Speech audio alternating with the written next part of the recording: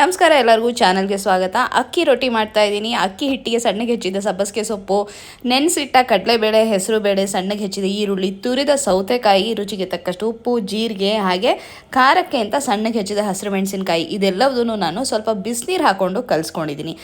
ಈ ಥರ ಬಿಸಿನೀರು ಹಾಕ್ಕೊಂಡಾಗ ಹಿಟ್ಟಿಗೆ ಒಂದು ಸ್ವಲ್ಪ ಜಿಗಿಟ್ ಬರುತ್ತೆ. ಹಾಗೆಯೇ ಒಂದು ಲ್ಯಾಮಿನೇಟೆಡ್ ಶೀಟ್ ಮೇಲೆ ಸ್ವಲ್ಪ ಎಣ್ಣೆನ ಹಾಕ್ಕೊಂಡು ತೆಳ್ಳಗೆ ತಟ್ಟೋದಕ್ಕೆ ಸಾಧ್ಯ ಆಗುತ್ತೆ.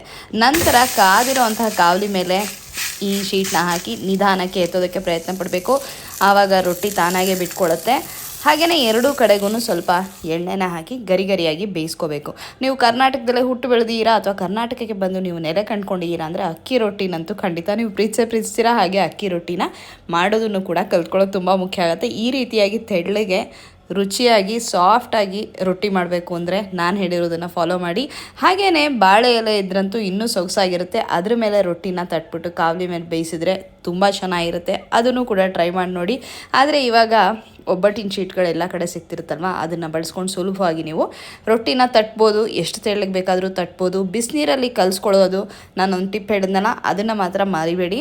ಆ ಥರ ಮಾಡಿದಾಗ ಹಿಟ್ಟಿನಲ್ಲಿ ಸಾಕಷ್ಟು ಜಿಗಿಟ್ ಬರುತ್ತೆ, ರೊಟ್ಟಿ ಚೆನ್ನಾಗಿ ತಟ್ಟೋದಕ್ಕೆ ಸಹಾಯ ಆಗುತ್ತೆ.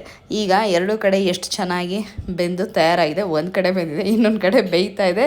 ಅಕ್ಕಿ ರೊಟ್ಟಿಗೆ ಬೆಸ್ಟ್ ಕಾಂಬಿನೇಷನ್ನು ಕಾಯಿ ಚಟ್ನಿ. ಆ ಥರ ಏನಿಲ್ಲ, ಚಟ್ನಿ ಪುಡಿ ತುಪ್ಪದ ಜೊತೆ ತಿಂದರೂ ಕೂಡ ರುಚಿ ತುಂಬ ಚೆನ್ನಾಗಿರುತ್ತೆ. ಗಟ್ಟಿ ಮೊಸರಿದ್ರೆ ಇನ್ನೂ ಚೆನ್ನಾಗಿರುತ್ತೆ.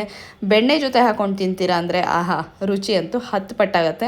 ನನ್ನ ತಿಂಡಿಯ ತಟ್ಟೆ ಈ ರೀತಿ ತಯಾರಾಗಿತ್ತು. ನೀವು ಕೂಡ ನಿಮ್ಮ ಮನೆಯಲ್ಲಿ ತಿಂಡಿಗೆ ಈ ರೀತಿಯಾಗಿ ಅಕ್ಕಿ ರೊಟ್ಟಿನ ಮಾಡಿಕೊಂಡು ತಿಂದ್ಬಿಟ್ಟು ಕಾಮೆಂಟ್ ಸೆಕ್ಷನಲ್ಲಿ ತಿಳಿಸಿ ಹೇಗಿತ್ತು ಅಂಥೇಳಿ. ಸಿಗೋಣ ಇನ್ನೊಂದು ಸುಂದರವಾದ ಶಾರ್ಟ್ಸಲ್ಲಿ. ಅಲ್ಲಿವರೆಗೂ ಧನ್ಯವಾದಗಳು.